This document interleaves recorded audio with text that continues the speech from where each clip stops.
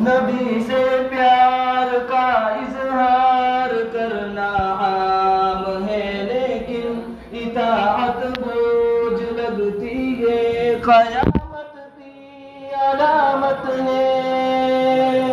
نبی سے پیار کا اظہار کرنا عام ہے، لیکن اطاعت بوجھ لگتی ہے، قیامت کی علامت ہے۔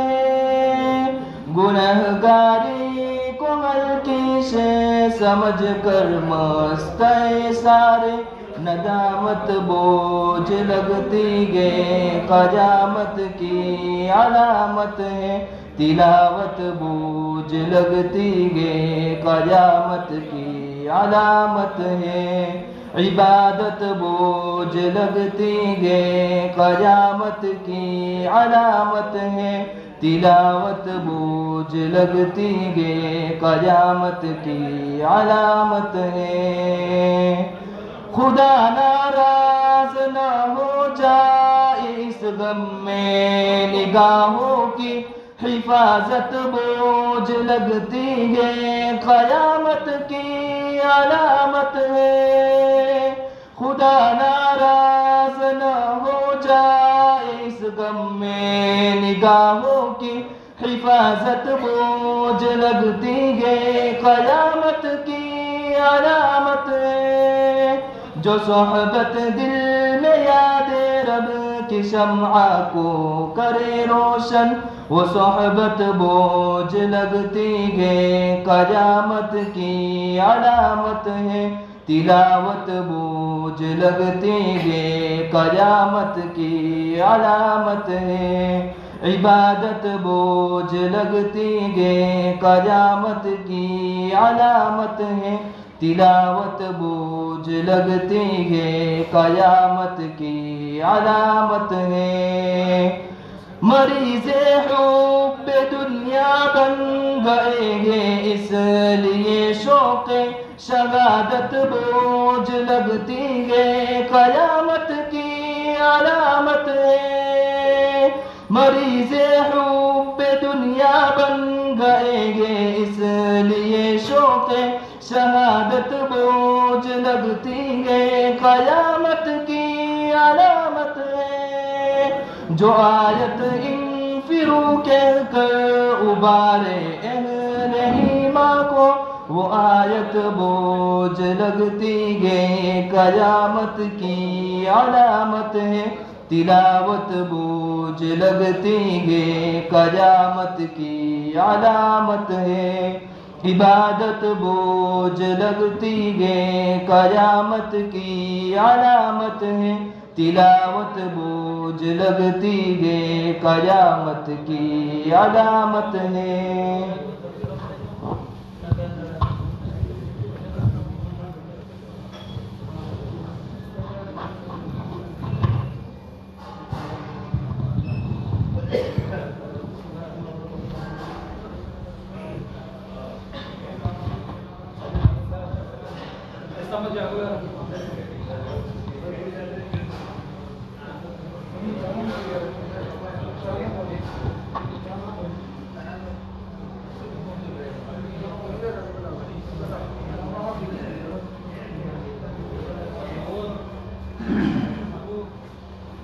بسم اللہ الرحمن الرحیم۔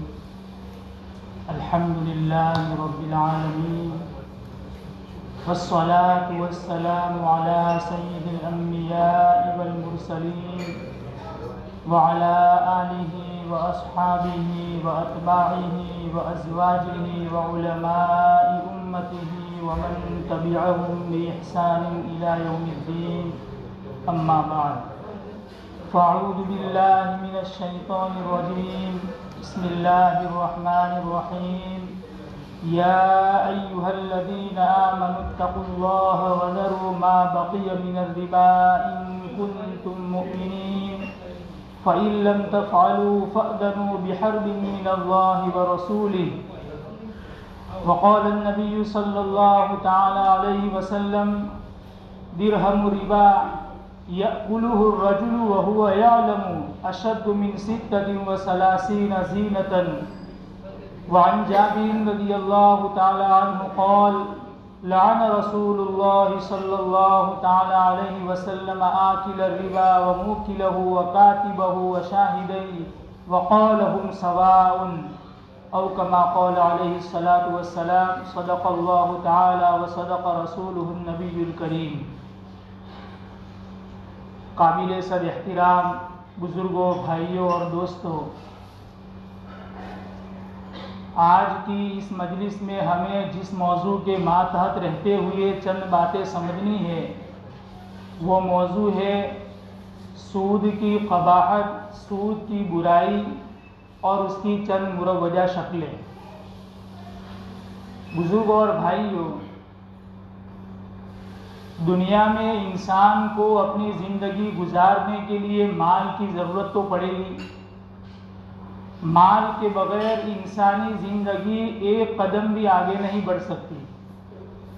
اسی لیے اللہ تعالیٰ نے قرآن کریم کے اندر مال کے بارے میں فرمایا ہے قیاما للناس، سورہ نساء کے پہلے صفحے میں ہے وَلَا تُؤْتُوا السُّفَهَاءَ أَمْوَالَكُمُ الَّتِي جَعَلَ اللَّهُ لَكُمْ قِيَامًا، تم ناسمجھ لوگوں کو ان کا مال ان کے حوالے مت کرو۔ پھر وہ مال کیا ہے؟ جعل اللہ لکم قیاما، اللہ نے اس مال کو تمہارے لیے قیام بنایا ہے، زندگی گزارنے کا بڑا سہارا بنایا ہے۔ تو مال تو زندگی گزارنے کا بہت بڑا سہارا ہے۔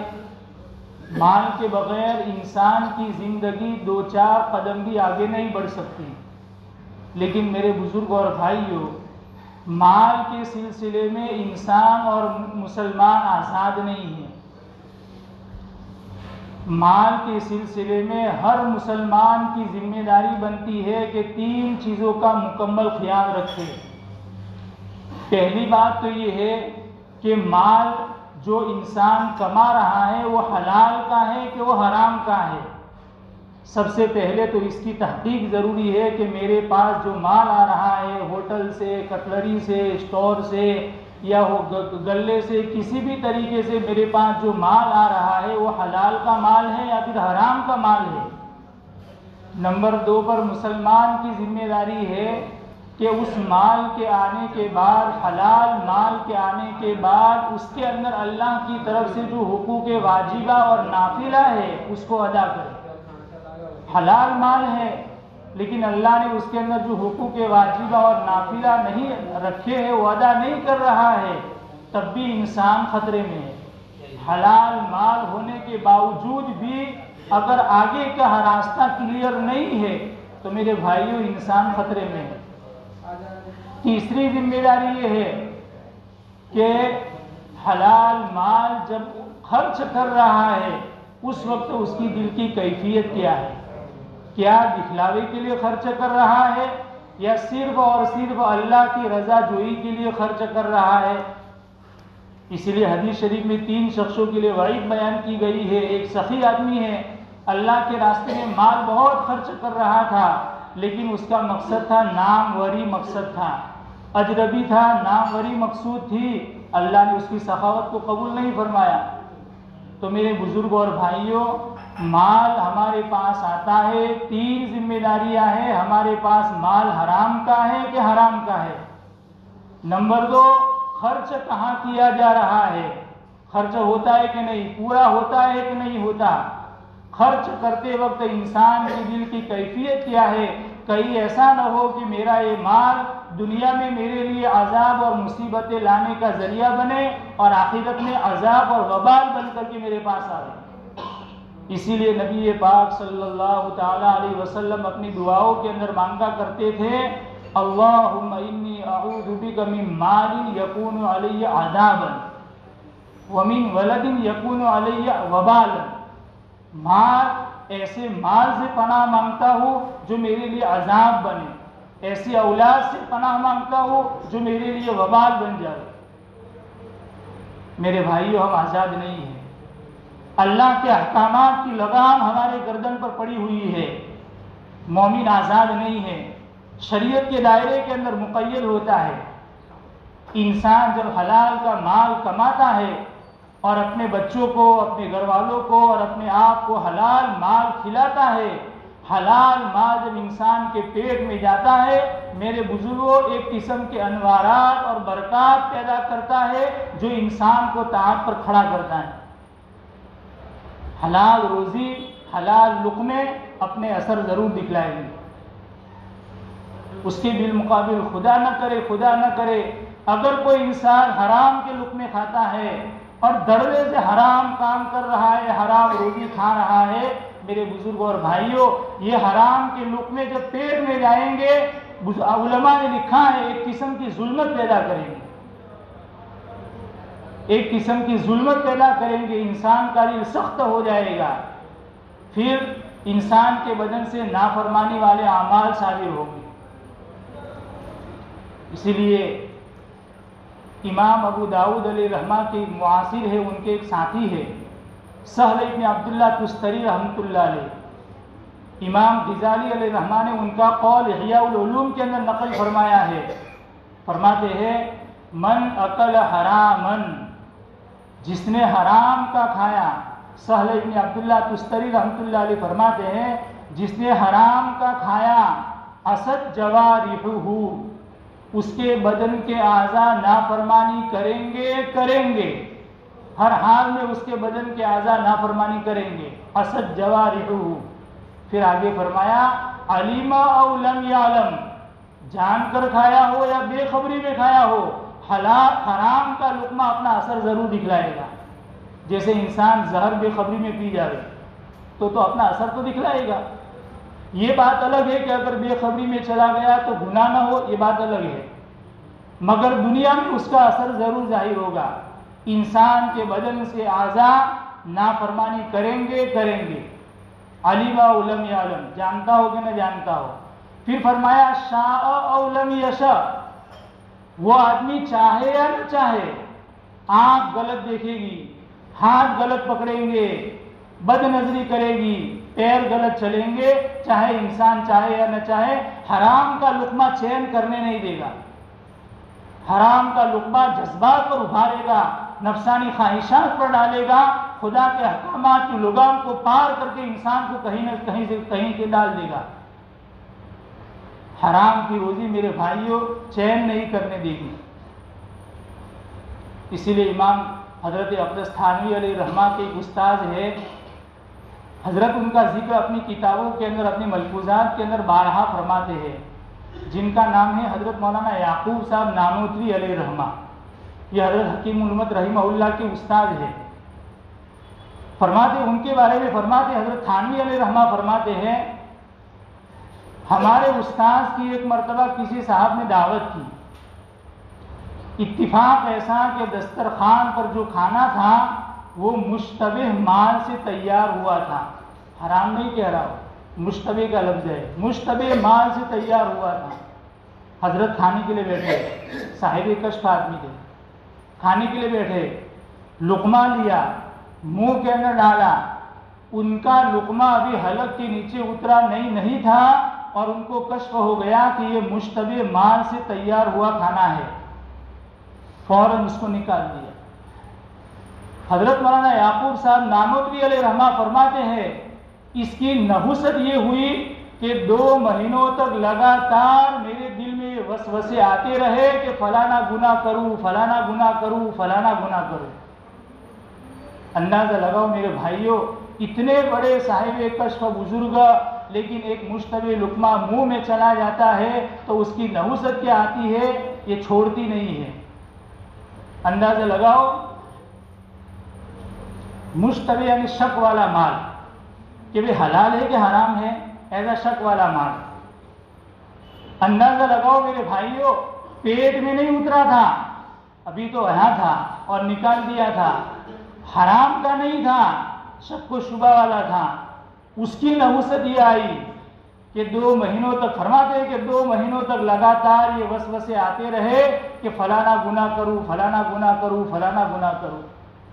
میرے بھائیوں، ہم اگر حرام روزی کھاتے ہیں اور دھڑلے سے کھا رہے ہیں، کیا حرام کیا حلال کوئی پرواہ نہیں ہے، بس مال آنے دو، مال بٹورو، مال بٹورو، میرے بھائیوں یہ تو قبر کا انگارہ ہے، قبر کا انگارہ ہے۔ نبی پاک صلی اللہ تعالی علیہ وسلم نے حدیث شریف میں فرمایا لا يدخل الجنت جسد غذی بالحرام، ایسا جسم جنت کے اندر داخل نہیں ہوگا جو حرام مال سے تیار ہوا ہو، حرام مال سے پرورش پایا ہو، ایسا جسم جنت میں داخل نہیں ہوگا۔ اور ایک روایت میں فرمایا فَهُوَ أَوْلَى بِالنَّارِ، ایسا آدمی تو جہنم کے زیادہ لائق ہے کہ اس کو جہنم میں ڈال دیا جائے۔ بہت سخت وعید بیان کی گئی ہے حرام کاروبار پر، بہت غور و خوض کرنے کی ضرورت ہے، غور و خوض کرنے کی ضرورت ہے کہ ہمارا مال جہاں سے آ رہا ہے، ہوٹل کا کاروبار ہے، اسٹور کا کاروبار ہے، پان کا غلہ ہے، بھینسوں کا طبیلہ ہے، یا کیا کوئی بھی کاروبار ہے، ہر انسان کسی نہ کسی کاروبار سے وابستہ ہوتا ہے، کہیں ہمارے حصے ڈالے ہوئے ہوتے ہیں۔ بہت ہی زیادہ باریک بھی اسے دیکھنے کی ضرورت ہے کہ میری جھولی میں آنے والا مال یہ حلال کا ہے کہ حرام کا ہے۔ میں فلاں آدمی کے ساتھ کاروبار کرتا ہوں تو میری پارٹنرشپ حلال کی ہے کہ حرام کی ہے، میں نے فلاں شیئر کے اندر بھانگ ڈالا ہے وہ حلال کا ہے کہ حرام کا ہے۔ دنیا ایک عجیب و غریب موڑ کھا رہی ہے، ہر چیز حلال ہو ایسا ضروری نہیں ہے، اور ہر کاروبار حرام ہو ایسا بھی ضروری نہیں ہے۔ شریعت کے دائرے میں ہوگا تو حلال کا ہے، اس کے باہر ہے تو حرام کا ہے۔ بہت سخت وعید بیان کی گئی ہے میرے بھائی اور بزرگوں۔ عمر ابن عبدالعزیز رحمۃ اللہ علیہ نام آپ حضرات آپ نے سنا ہوگا، جن کو عمر ثانی کہا جاتا تھا۔ جب ان کی وفات کا وقت قریب آیا اور بیماریوں نے ان کو گھیر لیا تو ان کے ایک قریب کے آدمی تھے، تابعی تھے، رجا ابن حیوہ، ان کو بلایا اور بلا کر کے ان کو ایک نصیحت فرمائی، ایک وصیت فرمائی ان کو کہ رجا دیکھو میں تم سے ایک بات کہنا چاہتا ہوں، بہت بڑا سبق ہے میرے بھائیوں اس بات کے اندر۔ فرمایا کہ رجا میں تم سے ایک بات کہنا چاہتا ہوں۔ فرمایا کہو۔ فرمایا میرے چچا مروان ابن عبد الملک ابن مروان، میرے چچا، جب ان کی وفات ہو گئی تو میں نے خود نے ان کو قبر کے اندر اتارا ہے، میں نے خود نے ان کو قبر کے اندر اتارا ہے، اور جب میں نے ان کو قبر کے اندر رکھا اور تو میرے سرہانے کفن کے سرہانے پر جو گرا تھی وہ گرا کھول کر کے میں نے ان کا چہرہ دیکھا تو ان کا چہرہ بالکل کالے کوئلے کی طرح بالکل ٹھیکری بن چکا تھا، اور چہرہ ان کا قبلہ سے ہٹ گیا تھا، چہرہ ان کا قبلہ سے ہٹ گیا تھا۔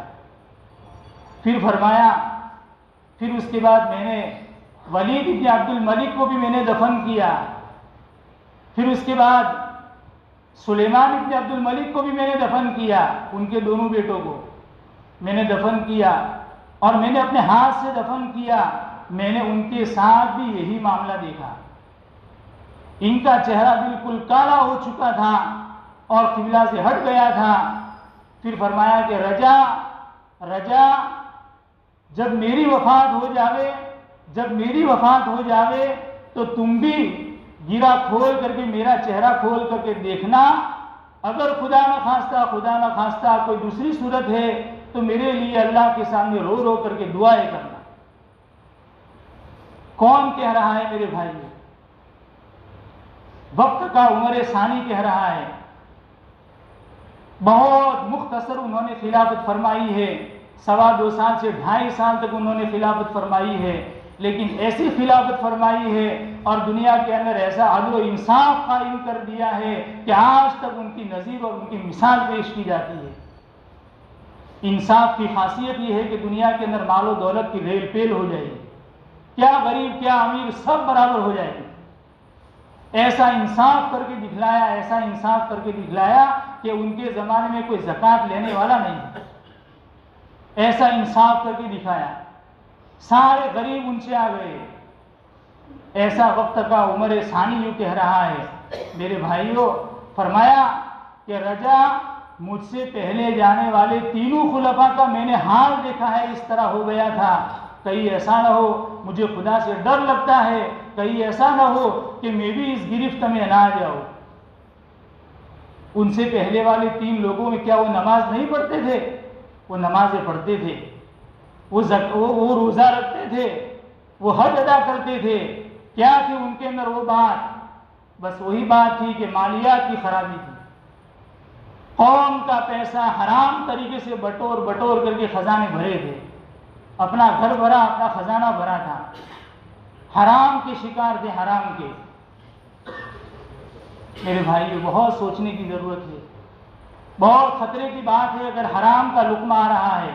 حضرت علی رضی اللہ تعالیٰ عنہ فرماتے ہیں قبر عمل کی پیٹی ہے، عمل کا صندوق ہے، ایک پیٹی ہو، اس میں جو بھرو گے کھولو گے تو وہی نکلے گا۔ دنیا میں جو عمل کرو گے، جیسا کھاؤ گے کھلاؤ گے، جیسے عمل کرو گے، قبر کی صندوق کے اندر وہی پیک ہوگا، کوئی دوسری چیز جمع نہیں ہوگی۔ پھر جب قبر میں آنکھ بند ہونے کے بعد قبر میں جائیں گے اور وہ صندوق کھلے گا، میرے بھائیوں جو بھرا تھا وہ سامنے آئے گا۔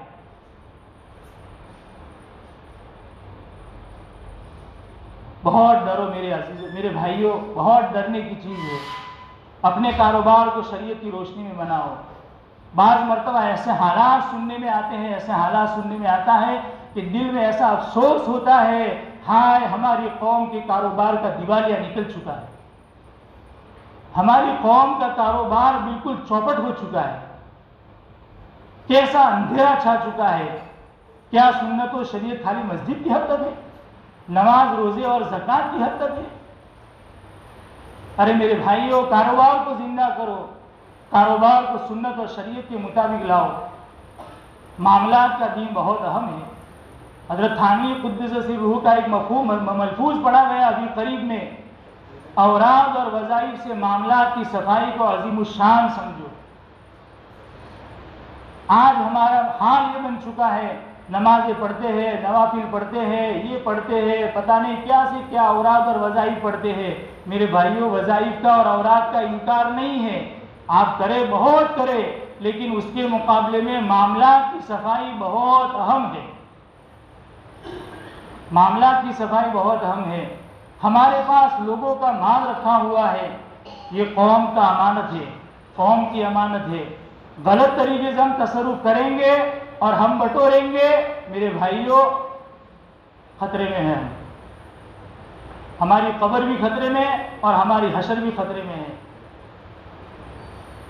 میرے بزرگوں اور بھائیوں، ان حرام کاروبار میں سے ایک منحوس، ایک ملعون لعنتی کاروبار سود کا کاروبار ہے، ملعون کاروبار ہے، اللہ اور اس کے رسول کی لعنت اور پھٹکار ہے ایسے کاروبار میں۔ حدیث شریف پڑھی گئی آپ کے سامنے، نبی پاک صلی اللہ تعالی علیہ وسلم فرماتے ہیں اگر کوئی آدمی سود کا 1 درہم خالی کھاتا ہے، 1 درہم، درہم و ربا، 1 درہم خالی کھاتا ہے، یأکلہ الرجل وہو یعلم، اور اس کو پتا ہے کہ یہ سود کا ہے، حضور نے فرمایا صلی اللہ علیہ وسلم اشد من 36 زینۃ، 36 مرتبہ زنا کرنے سے بھی زیادہ خطرناک ہے، 36 مرتبہ زنا کرنے سے بھی زیادہ خطرناک ہے۔ زنا کو ہم گناہ سمجھتے ہیں، سود کو ہم گناہ نہیں سمجھتے۔ ارے ایسے بھی حالات سامنے آئے، زبان کہتے ہوئے لڑکھڑاتی ہے، گستاخی معاف کرنا، بعض مرتبہ تو ایسا بھی سننے میں آیا کہ علماء بھی مبتلا ہو جاتے ہیں، عوام بھی مبتلا ہو جاتے ہیں۔ 36 مرتبہ زنا کرنے سے زیادہ خطرناک ہے۔ زنا کی نحوست کو ہم نحوست سمجھتے ہیں۔ روایت میں ہے کہ جب آدمی زنا کرتا ہے تو اس کے دل سے ایمان نکل جاتا ہے، وہ صاحبان کی طرح بن جاتا ہے۔ 1 مرتبہ زنا کرنے کی وجہ سے ایمان پر کتنا اثر پڑ رہا ہے، پھر وہ ایمان واپس لوٹ کر کے آ جاتا ہے۔ ایک روایت میں ہے کہ جب آدمی زنا کرتا ہے تو لا یؤمن، وہ مومن نہیں رہتا ہے۔ علماء نے اس کی توجیحات کر رکھی ہے لیکن نبی پاک صلی اللہ تعالیٰ علیہ وسلم کا براہ راست ارشاد جو دل کو چوٹ مار رہا ہے وہ الفاظ ہی بتلا رہے ہیں کہ ایک مرتبہ زنا کرنا کتنا خطرناک چیز ہے. 36 مرتبہ آدمی زنا کرے تو اس کا ایمان کتنا متاثر ہوگا، اور پھر اس سے بھی زیادہ خطرناک، اور یہ بھی خالی 1 درہم سود کا. اندازہ تو لگاؤ میرے بھائی. پھر اگر ہم حرام کاروبار میں سودی کاروبار میں لگ گئے، سودی کاروبار میں لوگ 1 لاکھ روپئے 1 سال کے لیے لے جاؤ، واپس 1,10,000 کرنے پڑیں گے. سودی معاملہ کر رہا ہے، پیسوں سے پیسہ ڈائریکٹ کما رہا ہے، پیسوں سے ڈائریکٹ پیسہ کمانا، ڈائریکٹ پیسوں سے پیسہ کمانا، یہ تو سود ہے. 36 مرتبہ زنا کرنے سے زیادہ خطرناک ہے. اور ایک روایت میں ہے 73 درجات ہے، سب سے کم درجہ یہ ہے کہ آدمی اپنی ماں سے زنا کرے. کیا نبی پاک صلی اللہ تعالی علیہ وسلم نے امت کے سامنے اس منحوس کاروبار کی لعنت کو اور اس کی شناعت کو اور اس کی قباحت کو کن کن الفاظ میں بیان فرمایا ہے؟ حضرت جابر بن عبداللہ رضی اللہ تعالیٰ عنہ فرماتے ہیں کہ رسول پاک صلی اللہ تعالی علیہ وسلم نے لعنت فرمائی ہے سودی کاروبار کرنے والے پر. سودی کاروبار، سود کھانے والے پر بھی لعنت، سود لینے والے پر بھی لعنت، سودی دستاویز لکھنے والے پر بھی لعنت، اور سودی معاملے میں گواہ اور ضامن بننے والے پر بھی لعنت. آکل الربا وموکلہ وشاہدیہ وکاتبہ، سب پر لعنت.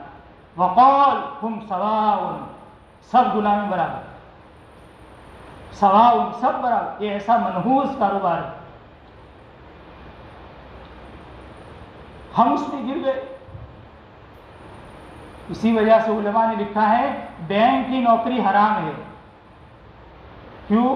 آدمی بینک کی نوکری کرے گا تو کچھ تو اس میں حصہ لینا پڑے گا. ساری بینکیں سودی کاروبار پر ہے.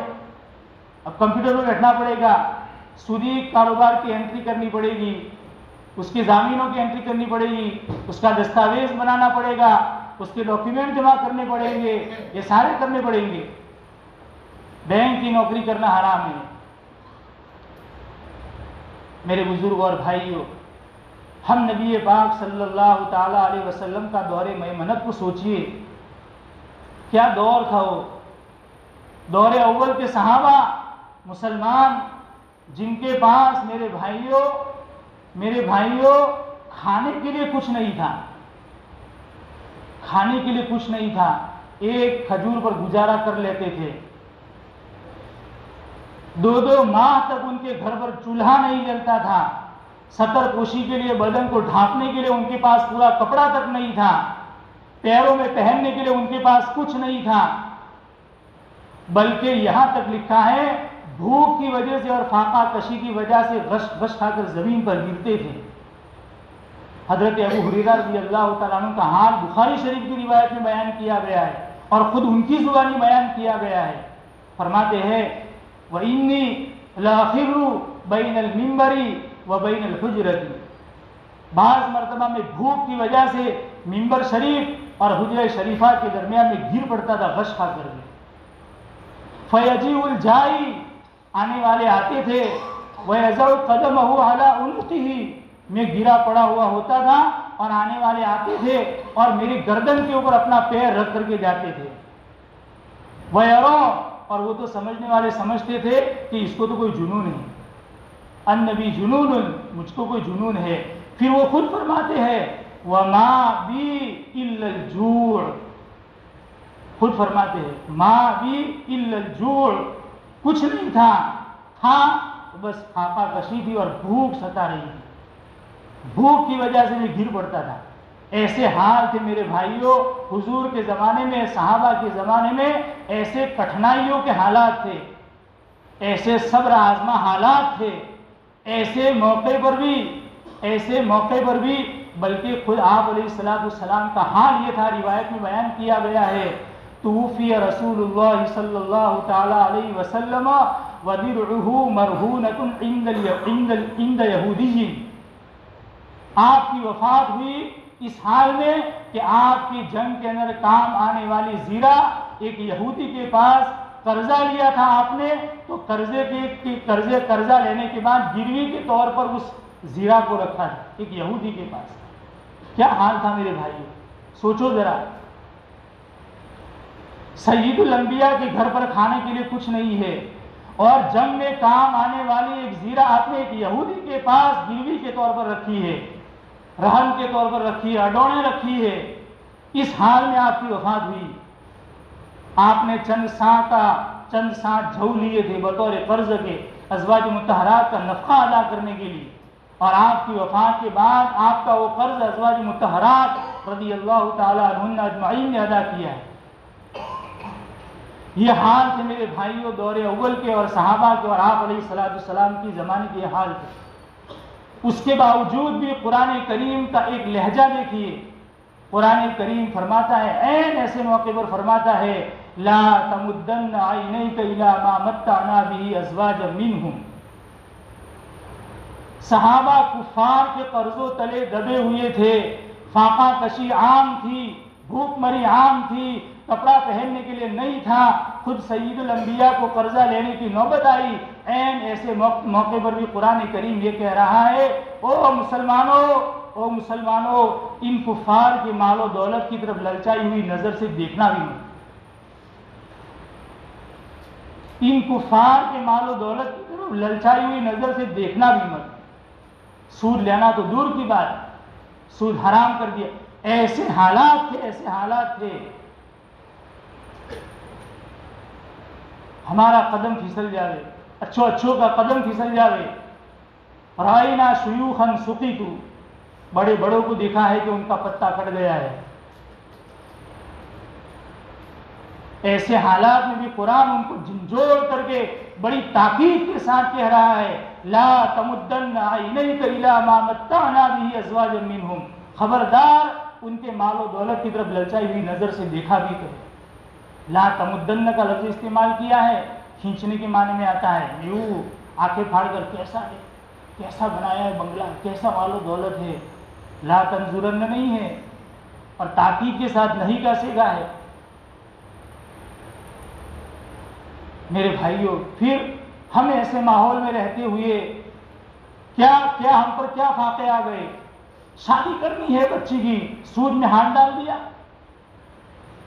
گھر بنانا ہے، بینک میں چلے گئے، لون لے لیا، تجارت بڑھانی ہے، لون لے لیا۔ میرے بھائیوں، بہت خطرے کی چیز ہے۔ جس آدمی نے بھی سود میں ہاتھ ڈالا، میرے بھائیوں، اللہ اور اس کے رسول کی کھلی بغاوت ہے۔ ایسے آدمی سے اللہ کا اعلان جنگ ہے۔ یقین مانیے، سور کی بوٹی میں اور سود کی روٹی میں کوئی فرق نہیں۔ خنزیر اور سور اس کو ہم حرام سمجھتے ہیں، اس کے گوشت کو حرام سمجھتے ہیں، تو سود کی روٹی میں کیا فرق رہا؟ ارے سود کی روٹی پر تو اللہ کی طرف سے اعلان جنگ ہے۔ حضرت مولانا منظور صاحب نعمانی رحمہ اللہ فرماتے ہیں، قرآن کریم کے انداز سے معلوم ہوتا ہے کہ سودی کاروبار کے علاوہ باقی جتنا بھی گناہ ہے، رشوت، چوری، زنا، ناحق قتل، کتنے ہی گناہ ہو، کسی گناہ پر ایسی سخت ترین وعید نازل نہیں ہوئی جتنی کہ سود پر ایسی سخت وعید نازل ہوئی۔ ناحق قتل کر دینا، ایک آدمی کا کوئی قصور نہیں ہے، اس کا خون بہا دیا، کتنا بڑا گناہ ہے، لیکن پھر بھی شریعت یہ بتلا رہی ہے اس کے مقابلے میں یہ سود میں ہاتھ ڈالنا اشد، خطرناک ہے۔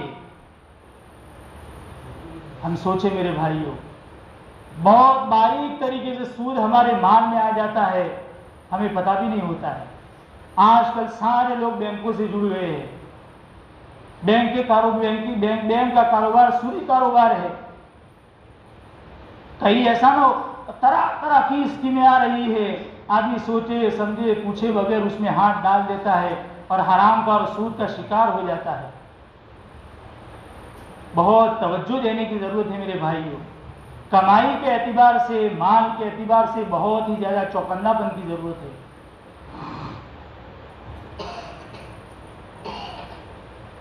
اسی لیے میرے بھائیوں، کل قیامت کے دن میدان محشر میں انسان کا قدم نہیں ہٹ سکے گا یہاں تک کہ اس کے بارے میں سوال نہ کر دیا جاوے مال کہاں سے کمایا تھا اور کہاں پر خرچ کیا، کہاں سے کمایا تھا، حلال کا تھا کہ حرام کا تھا، قدم نہیں ہٹ سکے گی۔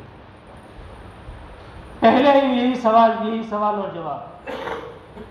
جنت بات کی چیز ہے، روایتوں کا انداز اتنا سخت ہے میرے بھائیوں، سودی کاروبار پر اتنا سخت انداز ہے کہ دل ہل جائے، لیکن کوئی آدمی کھا رہا ہے، سودی کاروبار میں ملوث ہے۔ ارے حضور کی ایک حدیث بھی کافی تھی دل کو جھنجھوڑنے کے لیے، چل جائے کہ آپ نے طرح طرح کے انداز سے پیرائے انداز بدل کر کے آپ نے امت کو سمجھایا ہے۔ آج سے 1400 سال پہلے آپ نے امت کو سمجھایا تھا۔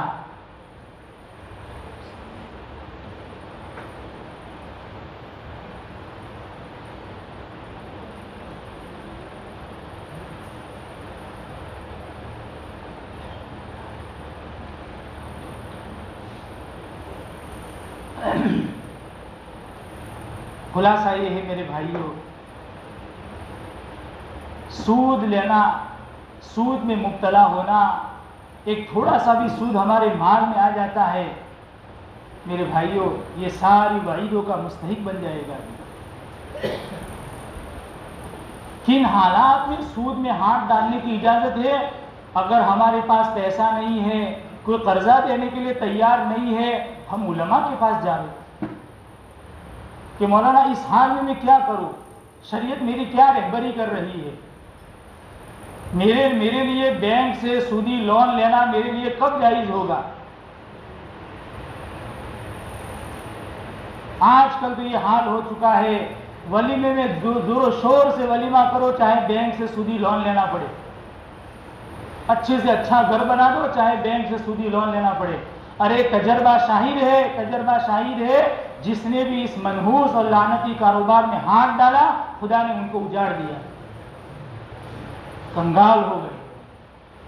اور یہ تو حدیث میں ہے، الربا وإن كثر فإن عاقبته تصير إلى خل، انجام کار آدمی کی تباہ و بربادی ہے، کچھ نہیں ہے۔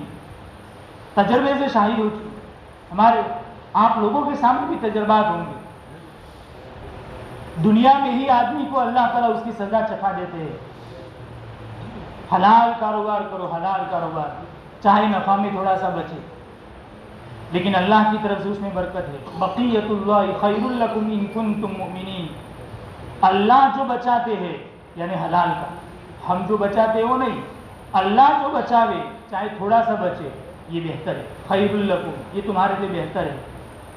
اگر تم کو اللہ اور اس کے رسول کی بات پر مکمل یقین ہو تو اس پر ایمان لاؤ، اس کو مانو، اس کو پلے باندھو۔ قرآن کہہ رہا ہے بقیت اللہ خیر لکم ان کنتم مؤمنین۔ اس لیے میرے بزرگ اور بھائیوں، ہمارے سامنے سود کی چند مروجہ شکلیں بیان کی جا رہی ہے۔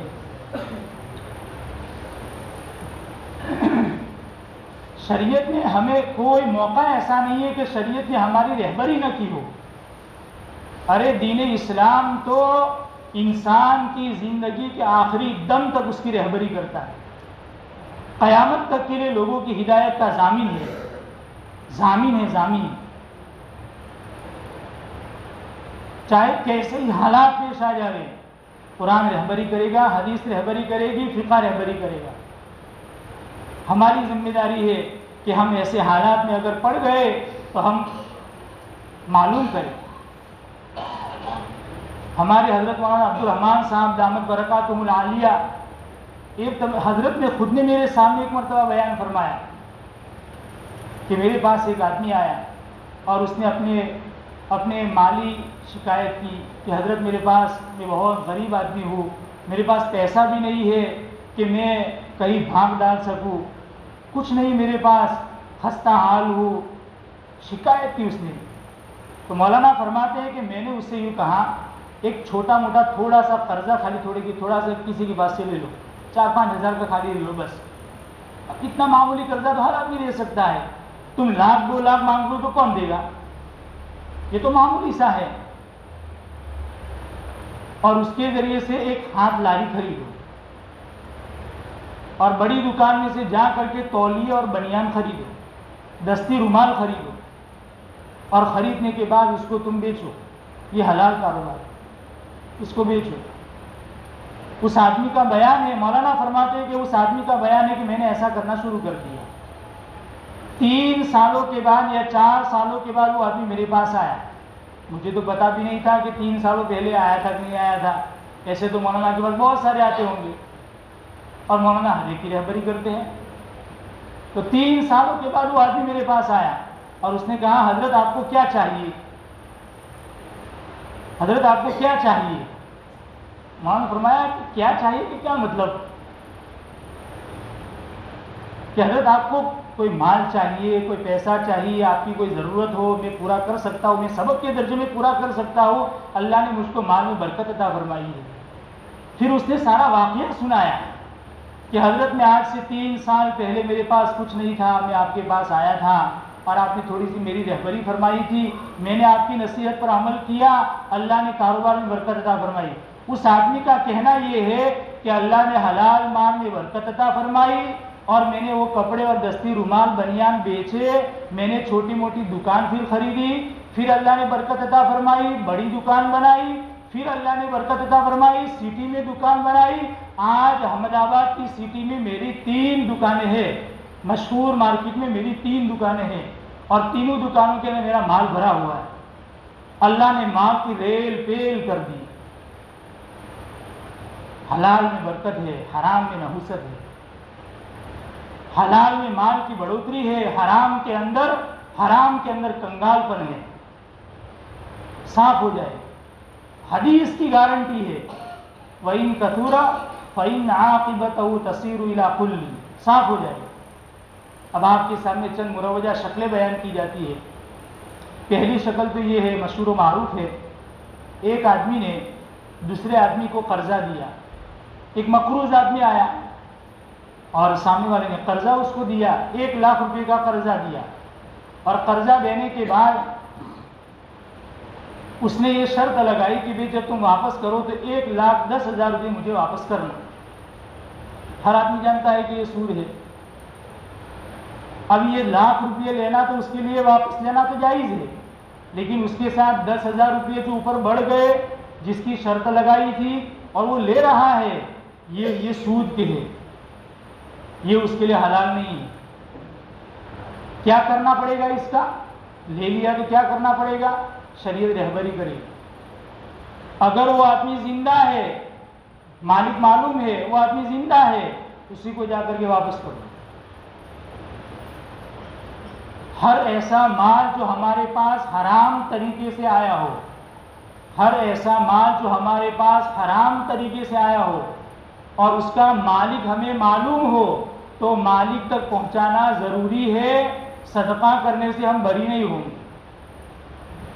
مالک اگر ہمیں معلوم ہے تو مالک تک دوبارہ پہنچانا ضروری ہے.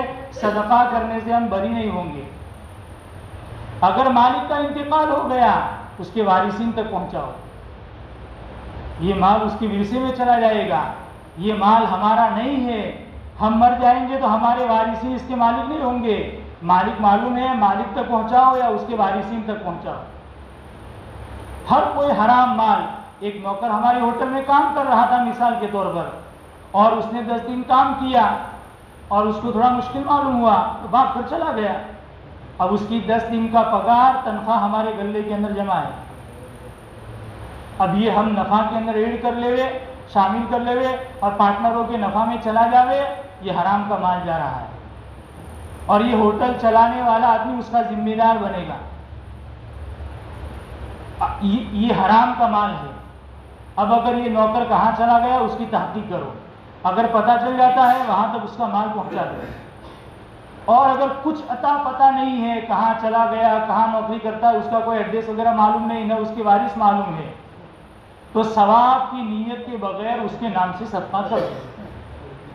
ثواب کی امید نہیں. دیکھیں مال کہاں ہمارا ہے؟ ارے بھائی مال ہمارا ہے نہیں ہے. ہمارا مال ہو تو ہم ثواب کی امید رکھیں. ارے ثواب کی امید رکھوں گے تو یہ تو گناہ ہوگا. ثواب کی امید کے بغیر آدمی صدقہ کر دے گے کہ بھئی جس کا پیسہ یہ ہے میں اس کی طرف سے صدقہ کر رہا ہوں، یوں کر کے آدمی صدقہ کر دے. یہ کرو گے تو ثواب ملے گا، اس لیے کہ شریعت کے حکم پر عمل کیا. ثواب کی امید کے ساتھ کرو گے تو پھر اس میں کوئی ثواب نہیں، تو اس کی طرف سے صدقہ کر دو. اگر چلو ہم نے صدقہ کر دیا تھا اور صدقہ کرنے کے بعد اتفاق سے وہ نوکر آ گیا، بھی میرا 10 دن کا پگار لاؤ،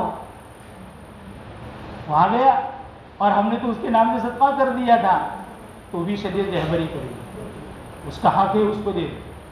اب کیا، اب بات یہ ہے کہ جو ہم نے اس کا 10 دن کا پگار اس کے نام سے صدقہ کیا تھا اس کے کھاتے سے اللہ تعالیٰ نکال کر کے ہمارے کھاتے میں جمع کر دے، وہ ثواب ہمارے کھاتے میں آ جائے.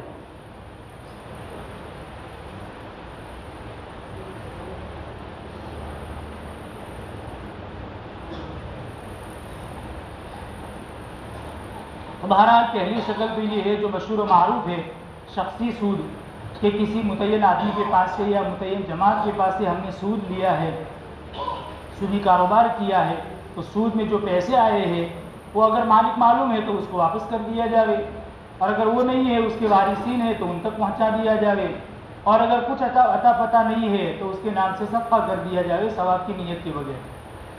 بینکی سود، اگر کسی آدمی نے بینک سے سود لیا ہے،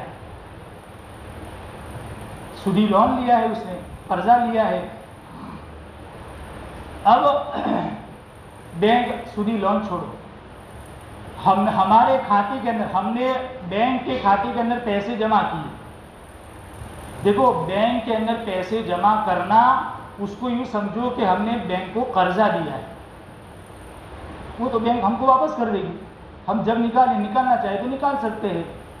تو گویا کہ بینک کو ہم نے قرضہ دیا ہے، تو بینک میں پیسے جمع کرنا گویا کہ بینک میں قرضہ دینا ہے.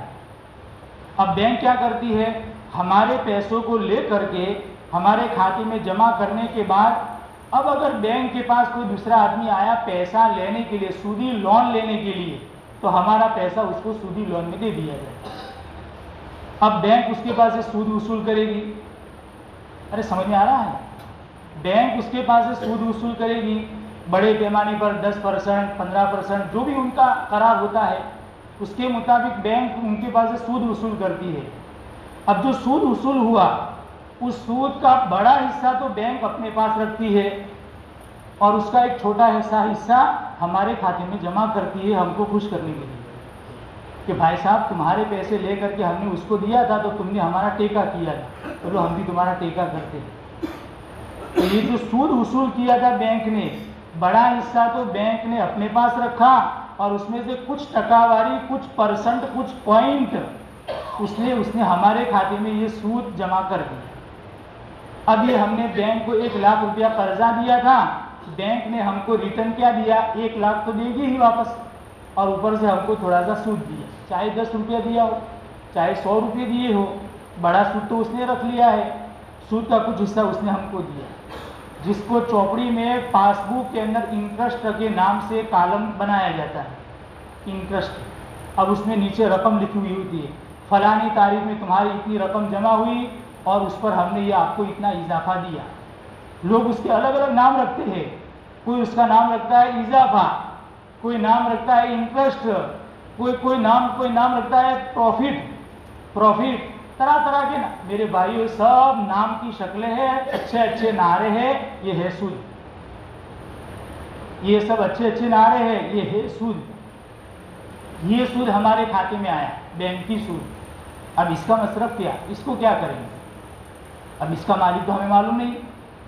ارے معلوم ہے، بینک نے جس کے پاس سے سود لیا تھا اور جس کے پاس سے لے کر کے تھوڑا سا حصہ اس نے ہمارے کھاتے میں ڈالا، تو مالک تو ہمیں معلوم نہیں ہے. تو اب ہم کیا کریں گے؟ علماء نے لکھا ہے کہ سود چھوڑا نہ جائے، سود لے لیا جائے. ایک آدمی یہ سمجھے کہ تو سود لینا ہوا، میں کیوں سود لوں؟ نہیں، زمانے سابق میں ایسا ہو چکا ہے کہ مسلمانوں نے اپنا سود بینکوں کے اندر چھوڑ دیا اور یہ سارا سود مسلمانوں کے خلاف مشینریاں خریدنے میں استعمال ہوا اور مسلمانوں کا بڑے پیمانے پر نقصان ہوا. اس لیے علماء نے فتویٰ دیا کہ سود لے لیا جائے. لیکن لینے کے بعد یہ تو منحوس مال ہے, یہ تو وبال ہے, وبال ہمارے پاس آیا. اب اس کے چھٹکارے کی کیا شکل ہے؟ اس سے چھٹکارے کی شکل آپ کو بتلا دی گئی. وہ یہ ہے کہ مالک تو ہمیں معلوم نہیں, اور جب مالک معلوم نہیں ہے تو ثواب کی نیت کے بغیر صدقہ کر دیا جائے. سود کا اصل مصرف یہ ہے, اصل مطلب یہی ہے کہ ثواب کی نیت کے بغیر اس کو غریب اور مستحق کے زکوٰۃ پر اس کو صدقہ کر دیا جائے. یہ اس کا اصل مصرف ہے. بہت سارے لوگ یہ پوچھتے ہیں بعض مرتبہ کہ مولانا بینک سے سود کی رقم آئی ہوئی ہے, کیا اس کا بیت الخلا بنا سکتے ہیں؟ کیا اس کا راستہ ٹھیک کروا سکتے ہیں؟ رفاہ کام کے اندر, عام کام کے اندر اس کو صرف کر سکتے ہیں؟ راستہ ٹھیک کروا سکتے ہیں؟ جواب یہ ہے کہ نہیں کر سکتے. اکثر علماء کرام کا فتویٰ یہ ہے کہ سود کا مال, سود کا پیسہ مستحق کی زکوٰۃ کو ثواب کی نیت کے بغیر بطور تملیغ کے دے دیا جائے, بطور تملیغ اور بطور بلا عوض, بطور تملیغ. تملیغ کا مطلب ہے کہ اس کو مالک بنا دیا جائے کہ لو بھائی میں نے آپ کو دے دیا, آپ کو دے دیا, آپ اس کے مالک ہیں. غریب آدمی اس کو دے دیا, اب ہم بری ہو گئے. اب اس منحوس, اس سود والے وبال سے ہم بچ جائیں گے. ہمارے پاس سے وہ چلا گیا, لیکن اس کے پاس سے کوئی عوض نہ لیا جائے کہ وہ بھینس بندھی ہوئی ہے نا, وہ 60,000 کی وہ 50 میں دینی پڑے گی. یہ میرے بھائی یہ تو فائدہ اٹھانا ہوا, بغیر کسی عوض کے تملیغ کے طور پر اس کو دے دیا جائے ثواب کی نیت کے بغیر. اب ہم بری ہو گئے. تو بینک کے سود کا مطلب ہر کوئی رقم جو ہمارے پاس اس طریقے سے آئی ہو, رشوت کی رقم ہے, چوری کی رقم ہے یا غصب کی رقم ہے, اس کا مالک معلوم نہیں ہے تو اس کو اس طریقے سے, مالک معلوم نہیں ہے تو ثواب کی نیت کے بغیر اس کو صدقہ کر دیا جائے. اگر غیر مسلم آدمی ہے تو اللہ تعالیٰ دنیا میں اس کو کوئی نہ کوئی فائدہ پہنچا دیں گے, کیونکہ اس کی طرف سے صدقہ ہوا ہے, دان ہوا ہے. مسلمان ہے تو اللہ تعالیٰ اس کی نیکی کو محفوظ کر کے آخرت میں اس کو کام آئے گی. بہرحال یہ بینک کے سود کا مصرف ہوا. بعض مرتبہ فقہائے کرام نے اس سے قاعدہ کلیہ نکالا ہے. ہم نے ایک آدمی کو 1,00,000 روپے دیے اور ہم نے شرط لگائی کہ دیکھو 1 سال کے بعد جب آپ واپس کریں گے تو 1,10,000 آپ کو واپس کریں گے. تو ہم نے قرض دے کر کے اس سے فائدہ اٹھایا. ارے سمجھ میں آ رہا ہے؟ ہم نے قرض دے کر کے اس کے پاس سے کیا فائدہ اٹھایا؟ کتنے ہزار کا فائدہ اٹھایا؟ 10,000 کا فائدہ اٹھایا. اس سے فقہائے کرام نے قاعدہ کلیہ نکالا ہے کل قرض جر نفعا فہو ربا. ہر ایسا قرض کہ قرض دے کر کے تم نفع لو, قرض دے کر کے تم نفع لو, فہو ربا, یہ سود ہے.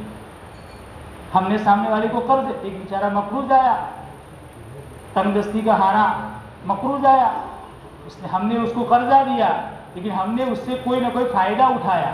یہ فائدہ اٹھانا, چاہے پیسوں کا فائدہ اٹھایا ہو, چاہے منفعت کا فائدہ اٹھایا ہو, یہ فائدہ اٹھانا حرام ہے. اس کو ایک مثال کے ذریعے سمجھیں. مثال یہ ہے کہ ایک آدمی ہے, اس کے پاس سنگل مکان ہے, اوپر کا مکان نہیں ہے, اور ایک دوسرا آدمی ہے. اب دوسرا آدمی پیسوں والا ہے. اب جو دوسرا آدمی پیسوں والا ہے اس کے پاس پلاٹ نہیں ہے, اس کے پاس گھر نہیں ہے, کرائے کے گھر میں رہتا ہے, لیکن کرائے کے گھر میں رہنے کی وجہ سے کتنی پریشانیاں ہیں. اب جس کے پاس مکان ہے اس کے پاس پیسے نہیں, سمجھنا, جس کے پاس مکان ہے, سنگل مکان ہے, اس کے پاس پیسے نہیں, جس کے پاس پیسے ہے اس کے پاس مکان نہیں. اب یہ پیسوں والا آدمی اس مکان والے سے یہ کہتا ہے کہ بھئی دیکھو اوپر کا مکان بنانا ہے, یہاں بھی بنانا ہے, 5-6 سال ہو گئے, چھت خراب ہو رہی ہے, چھت ٹپک رہی ہے, تم سے بھلا آدمی کون سا ہوگا, اوپر کا مکان بنانا ہے. اس نے کہا کہ میں پیسہ آپ کو دیتا ہوں, 5 لاکھ روپے میں آپ کو دینے کے لیے تیار ہوں, لو 5 لاکھ روپے. لیکن جب مکان تیار ہو جائے گا 2 سال تک میں اس میں رہوں گا اور کرایہ نہیں دوں گا. 1 سال تک میں اس میں رہوں گا لیکن کرایہ نہیں دوں گا. دیکھو پیسے والے نے مکان والے کو کیا دیا؟ 5 لاکھ روپے قرضہ دیا کہ نہیں دیا؟ اور قرضہ دے کر اس نے کیا کیا؟ فائدہ اٹھایا. کیا فائدہ؟ کرایہ حاضر. بھائی کیوں؟ پیسے دیے ہیں، 5 لاکھ روپے آپ کو دیے ہیں، تو یہ قرض دے کر کے اس نے فائدہ اٹھایا، یہ فائدہ اٹھانا حرام۔ کل قرض جر نفعا فہو ربا، قرض دیا فائدہ اٹھایا، یہ سود کے دائرے میں ہو گیا۔ میرے بھائیوں، اگر قرضہ دینا ہے قرض حسنہ دو، قرض دے کر کے کوئی فائدہ مت اٹھاؤ سامنے والے سے۔ ارے آخرت پر یقین بھی تو کچھ ہے، ہمارا ایمان تو غیب پر ہے، جیب پر تھوڑا ایمان ہے کہ دنیا میں سارا وصول کر دیں گے۔ غیب پر ہمارا ایمان ہے، اللہ اور اس کے رسول کے وعدے ہیں، قرض حسنہ دوں گے، روزانہ اتنا روپیہ صدقہ کرنے کا ثواب ملے گا، روزانہ اتنا روپیہ صدقہ کرنے کا ثواب ملے گا۔ روپیہ تو واپس آئے گا ہی اپنے وقت پر، لیکن صدقے کا ثواب ملے گا۔ کتنی بڑی فضیلت ہے۔ اب معاملہ صحیح کرنا ہے تو کیا کرو کہ بھئی مکان کا جو کرایہ ہے وہ کرایہ طے کر دو۔ بلکہ فقہائے کرام نے لکھا ہے اگر قرض کے دباؤ میں آ کر کے مکان والے نے کرایہ کم لیا، یا اس نے کہا کہ بھئی 1000 روپے کرایہ چلتا ہے تو 500 ہی دوں گا، 1000 نہیں دوں گا، میں نے آپ کو 5 لاکھ کا قرضہ دیا ہے، تو فقہائے کرام نے لکھا ہے یہ بھی فائدہ اٹھانا ہوگا، یہ بھی جائز نہیں ہے، یہ بھی سود کے دائرے میں آئے۔ اسی طریقے سے میرے بھائیوں، بعض مرتبہ ہمارے کوئی قرضہ لینے کے لیے آتا ہے تو آج کل لوگوں کی عادت ہوتی ہے کہ قرضہ لے جاتے ہیں لیکن پھر واپس دینے کا سوال ہی پیدا نہیں ہوتا ہے، تو دینے والے بھی سمجھ جاتے ہیں کہ اب کسی کو دینے کا نہیں۔ میرے بھائیوں، کمی ہے ہمارے اندر بہت زیادہ کمی ہے، وعدہ خلاف ہے۔ ہم اتنے وعدے کرتے، وعدوں پر وعدے ہو جاتے ہیں لیکن اس کا قرضہ واپس کرنے کا نام نہیں۔ ارے وعدہ ہو قریب آ گیا ہے، آپ کے پاس پیسوں کا انتظام نہیں ہو سکا ہے تو اس کے سامنے جا کر کہو کہ بھئی پیسوں کا انتظام نہیں ہوا ہے، میں آئندہ انشاءاللہ 2-4 مہینوں میں آپ کے لیے انتظام کر کے دے دوں گا۔ میرے بھائیو، کوئی مسلمان کا ضمیر ایسا نہیں ہوگا کہ آپ کی چال پکڑے، آپ کی دامن پکڑے کہ نہیں ابھی لاؤ، لیکن ہم دکھائے تو صحیح ایسا بلکہ چھپتے ہو جاتے ہیں۔ تاریخ آنے سے پہلے چھپنا شروع ہو گئے۔ روزانہ ملاقات ہوتی تھی، قرض لینا تھا تو دن میں 5 مرتبہ نظر آتے تھے، بلکہ آتے تھے، لیکن جب وعدہ پورا ہو گیا اب انتظام نہیں ہوگا تو کہنا چاہیے، لیکن اب کہتے نہیں، اب چھپ جاتے ہیں۔ اب بیچارہ وہ فون پر فون کرتا ہے، فون سوئچ آف، فون اٹھاتے نہیں ہے۔ کتنے اخلاق سے ہم نیچے اتر گئے۔ اب ہم نے اس سے جا کر کہا کہ پیسوں کا انتظام نہیں ہوا ہے، آپ تھوڑی سی مہلت دے دیجئے۔ ارے قرآن کا حکم ہے وَإِن كَانَ ذُو عُسْرَةٍ فَنَظِرَةٌ إِلَىٰ مَيْسَرَةٍ، اگر بیچارہ مقروض کا تنگدست ہے تو اس دینے والے کی ذمہ داری بنتی ہے فَنَظِرَةٌ إِلَىٰ مَيْسَرَةٍ، سہولت تک اس کو گنجائش دے، اس کو اور زیادہ موقع دے۔ تو قرآن کا حکم ہے، جب آپ کو اتنا سارا قرضہ دیا ہے تو 2 مہینے آگے بڑھانے میں اس کا کیا جائے گا۔ لیکن میرے بھائیوں، آج کل قرضہ لینے کے بعد، لے جانے کے بعد مقروضین کا جو حال بن جاتا ہے وہ بہت ہی زیادہ قابل شکایت ہے۔ گویا قرضوں کا دروازہ وہ بند کر رہے ہیں کہ قرضوں کا دروازہ بند۔ ہاں، کیوں آدمی اپنے چپل گھسے گا، قرضہ ہی نہیں دے گا۔ بہرحال ایک آدمی قرضہ لینے کے لیے آیا، اس نے کہا کہ مجھے 5 لاکھ روپے کی ضرورت ہے۔ اب میں نے ابھی آپ کو حالات سنا ہے، اب اگر وہ قرضہ دینے والا آدمی ڈائریکٹ 5 لاکھ کا قرضہ دے دیتا ہے تو اس کے تو دل میں یہ رہتا ہے کہ یار یہ تو قرضہ لے کر کے چلا جائے گا تو پتہ نہیں واپس بھی آئے گا کہ نہیں آئے گا، مجھ کو ملے گا کہ نہیں ملے گا، تو اس کے دل میں ایک خطرہ رہتا ہے۔ تو اس نے یوں کہا بھئی ایک کام کرو، میں آپ کو 5 لاکھ روپے دینے کے لیے تیار ہوں، لیکن آپ کی کوئی چیز میرے پاس بطور گروی رکھ دو، زمین رہن کے طور پر رکھ دو، اڈونے رکھ دو، یا فلانا کوئی دوسری چیز میرے پاس، کوئی چیز آپ میرے پاس رہن کے طور پر رکھ دو۔ اب وہ بیچارہ تیار ہو گیا کہ لو میری زمین آپ کے پاس میں نے رکھ دی، بطور گروی رکھ دی، اور ہم نے اس کو 5 لاکھ روپے دے دی، اور وہ آدمی لے کر چلا گیا۔ اب میرے بھائیوں، عام طور پر ایسا ہوتا ہے کہ اس مقروض کی جو زمین ہمارے پاس رکھی ہوئی ہے، یہ زمین جس نے پیسے دیے تھے وہ آدمی اس زمین کو استعمال کرتا ہے، اس میں کھیتی باڑی کرتا ہے، اس میں بوائی کرتا ہے، کاشتکاری کرتا ہے، اس سے فائدہ اٹھاتا ہے۔ یہ تو قرض دے کر کے فائدہ اٹھایا، یہ تو سود کے دائرے میں آئے گا. یہ تو رہن سے فائدہ اٹھانا ہوا. رہن سے فائدہ اٹھانا جائز نہیں ہے, یہ بھی سود کے دائرے میں آئے گا. اسی طریقے سے ایک اور شکل ہے, وہ شکل یہ ہے کہ ہم نے مقروض کو قرضہ دیا. ایک آدمی کو ہم نے 1,00,000 روپیہ قرضے کے طور پر دیا. اب ہم نے قرضہ تو دے دیا, اب اس کے پاس سے قرض دینے والے نے اس مقروض کے پاس سے کوئی سامان تھی, کوئی گاڑی تھی یا کوئی بھینس تھی یا کوئی دوسری چیز تھی, مارکیٹ میں اس کی جتنی قیمت بنتی ہے اس سے کم قیمت میں وہ خرید رہا ہے. ایک مثال سے اس کو سمجھو. ایک آدمی 1,00,000 روپے کا قرضہ لے گیا.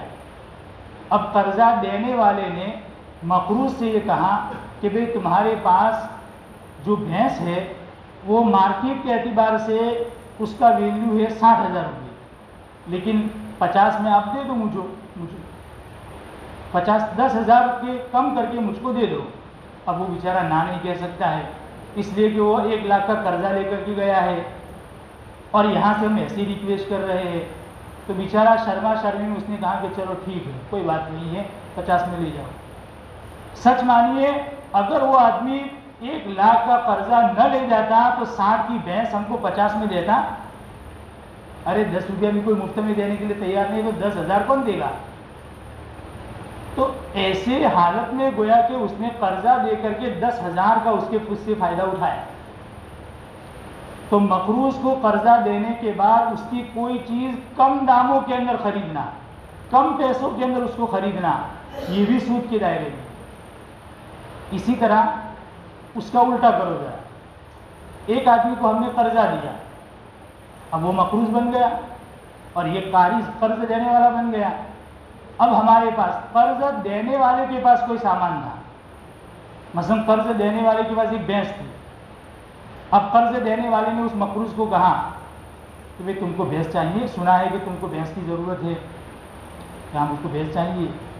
تو قرض دینے والے کے پاس جو بھینس تھی مارکیٹ کے اعتبار سے اس کی قیمت 60,000 روپے تھی. اب قرض دینے والے نے کہا کہ بھئی 70 میں لے جانی ہے. اب وہ بیچارہ شرما شرمی میں تیار ہو گیا کہ ہاں چلو کوئی بات نہیں, میں 70 میں لے جاتا ہوں. حالانکہ مارکیٹ کے اعتبار سے اس کی قیمت کتنی ہے, زیادہ سے زیادہ زور لگا کہ اس کی قیمت 60,000 کی ہے, لیکن وہ 70 میں بیچ رہا ہے اور اس کو پتا ہے کہ میں زیادہ لے رہا ہوں. اگر اجنبی سے ایسا معاملہ کرو گے تو کوئی حرج نہیں, لیکن مقروض سے اگر ایسا معاملہ کرو گے تو گویا کہ تم نفع کما رہے ہو اور اس کی شرما شرمی سے اور قرض دے کر کے اس سے فائدہ اٹھا رہے ہو. یہ بھی سود کے دائرے میں ہے. یہ ہمارے 10,000 کا نفع حلال نہیں ہوگا. ایسی بہت ساری شکلیں میرے بھائیوں ہماری سوسائٹی میں, ہمارے سماج کے اندر چل رہی ہے.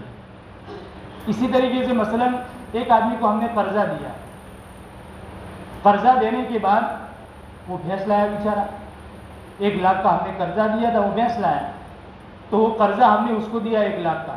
قرضہ دیتے وقت ہم نے پوچھا کہ کیا کرو گے, اس نے کہا مجھے بھینس لانی ہے. کہا دیکھو چلو میں 1,00,000 روپے آپ کو قرض دینے کے لیے تیار ہوں, تم بھینس لانا, لیکن 1 لیٹر دودھ آج کل مارکیٹ کے اندر 70 روپے چل رہا ہے, تم کو مجھے 50 روپے میں دینا پڑے. 50 روپے لیٹر دودھ تم کو مجھے دینا پڑے. تو ہم نے اس کو 1,00,000 روپے قرضہ دیا تھا, بھینس لایا. اب 1 لیٹر دودھ مارکیٹ کے اعتبار سے 70 روپے ہے اور یہ قرض دینے والا کتنے میں لے رہا ہے, 50 میں لے رہا ہے. فی لیٹر 1 لیٹر کے پیچھے وہ کتنے 20 روپے کا نفع لے رہا ہے, 20 روپے کا. تو یہ تو مہینے کا کتنا ہو جائے گا, بولو 600 روپے. تو سال کے کتنے ہوں گے, 12 چک 72, 7,200 روپے. تو یہی تو ہوا, 1,00,000 روپے دیے اور 1,70,000 وصول کیے. ایسی بہت ساری شکلیں میرے بھائیوں یہ سود کے دائرے میں آتی ہے. اس سے بہت زیادہ بچنا چاہیے. اسی طرح سود کی تو شکل نہیں ہے, لیکن لوگ عام طور پر ایک دوسرے سے پوچھتے رہتے ہیں. ایک آدمی دکان کھول کر کے بیٹھا, اب ایک کسٹمر آیا اس کے پاس اور کسٹمر کے سامنے ہم نے سامان دکھایا. اب وہ سامان ہے, اب اس نے پوچھا کہ بھئی کتنے میں. تو ہم نے کہا کہ بھئی دیکھو نقد میں لینا ہو تو 100 روپے, اور اگر ادھار میں لینا ہو تو 120 روپئے. نقد ادھار کا فرق کر دے, اور ہر آدمی فرق کرتا ہے. تو نقد میں لینا ہو تو 100 روپئے, ادھار میں لینا ہو تو 120 روپئے. اب ابھی بات چل رہی تھی اور اسی مجلس کے اندر کوئی بھی ایک بات فائنل ہو گئی. 2 آپشن رکھے تھے, اس میں سے ایک آپشن فائنل ہو گیا دونوں کے درمیان کہ بھئی نقد لینی ہے, لو 100 روپئے. تو یہ معاملہ جائز, اس کو سود نہیں کہا جائے گا, معاملہ جائز. اور اگر اسی مجلس میں ایک آپشن فائنل ہو گیا کہ مجھے ادھار لینی ہے, میں مہینے کے بعد آپ کو قیمت دوں گا, تاریخ بھی فائنل کر دی, تو 120 روپئے میں ہم نے وہ چیز دی. نقد دیتا تو 100 روپئے میں دیتا, لیکن ادھار میں دی 120 روپئے میں دی. یہ بھی مجلس عقد کے اندر ایک بات فائنل ہو گئی, تو اب یہ بھی اس کو سود نہیں کہا جائے گا. یہ 20 روپئے جو اس نے اوپر کمائے, یہ 20 روپئے اب یوں سمجھا جائے گا کہ وہ سامان ہی 120 روپئے کا ہے. اب ایسا نہیں سمجھا جائے گا کہ سامان تو 100 روپئے کا اور اوپر کے 20 روپئے اس نے مدت کے مقابلے میں کمائے, ایسا نہیں سمجھا جائے گا, بلکہ پورے سامان ہی کی قیمت 120 روپئے کہی جائے گی. لیکن مجلس عقد کے اندر ایک بات, جس مجلس کے اندر معاملہ ہو رہا ہے اس مجلس کے اندر ایک بات فائنل ہو جانی چاہیے کہ بھئی نقد تو نقد. ہم 2 آپشن رکھ سکتے ہیں کہ بھئی نقد لینا ہو تو اتنے میں, ادھار میں لینا ہو تو اتنے میں. یا ہم پوچھ سکتے ہیں کہ بھئی نقد دوں گے یا پھر ادھار لے جانی ہے, اور دل میں ہم نے طے کر دیا کہ جو کہے گا اس کے مطابق قیمت. کہ اس نے کہا کہ نقد, تو چلو 100 روپئے. اس نے کہا کہ بھئی ادھار, تو چلو 150 روپیہ. تو ہم نے دل میں, بہرحال مجلس کے اندر ایک بات طے ہو گئی کہ بھئی نقد یا ادھار, اور اس کے مطابق معاملہ ہو گیا, تو یہ سود کے دائرے میں نہیں ہے. اچھا, ایک اور بات سمجھ لیجیے, وقت پورا ہو گیا ہے. بعض مرتبہ ایسا ہوتا ہے کہ ہم نے کوئی چیز بیچی, بیچنے کے بعد سامنے والے سے طے ہوا تھا کہ بھئی مہینے کے بعد اس کی قیمت تم دے دینا. اب مہینہ پورا ہو گیا, اب وہ سامنے والا وہ قیمت دیتا نہیں ہے, 2-3-4 مہینے اوپر چلے گئے. اب ہم اس سے یہ کہہ رہے ہیں, قرض دینے والا یہ کہہ رہا ہے کہ بھئی میں نے تم کو جتنا قرضہ دیا تھا یا جتنا سامان دیا تھا اس کی قیمت پر تم اتنے بڑھا کر کے دو. حالانکہ دیتے وقت ایسی کوئی شرط نہیں ہوئی, لیکن اب اس نے وعدہ خلافی کی, وقت پر پیسے نہیں دیے, اور ہم کو تھوڑا پریشان بھی کیا, اس لیے ہم بھی کنٹال گئے, اس لیے ہم اس کے پیچھے پڑ گئے کہ بھئی اب تو تم کو اتنے بڑھا کر کے دینے پڑیں گے, مجھ کو اتنے دینے ہی پڑیں گے. اب اس نے بیچارے نے دے دیے. تو اس کی 2 شکلیں. ایک شکل تو یہ ہے کہ اگر معاملہ کرتے وقت تم نے شرط لگا دی کہ دیکھو وقت پر ادا نہیں کیے تو اتنی پینلٹی چڑھاؤں گا, اتنے روپئے اوپر لوں گا, تو یہ سود ہو, کیونکہ معاملے میں شرط آ گئی, یہ سود ہو گیا. اور اگر معاملے میں ایسی کوئی بات نہ ہوئی ہو اور اس نے وقت پر ادا نہیں کیا اور اب اس کے پاس سے لے رہا ہے, یہ ظلم ہوگا. اس کو سود نہیں کہا جائے گا, اس کو ظلم کہا جائے گا. بہرحال یہ چند باتیں تھی, وہ آپ کے سامنے آ گئی. اللہ تعالیٰ ہمارے معاملات کو درست فرمائے, حلال روزی کا اللہ تعالیٰ ہمارے لیے انتظام فرمائے. وآخر دعوانا الحمدللہ.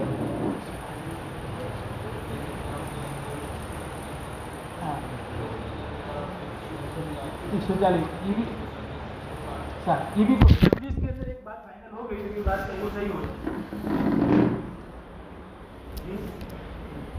گاڑی گاڑیوں کی شکلیں آ رہی ہیں, نئی گاڑی کی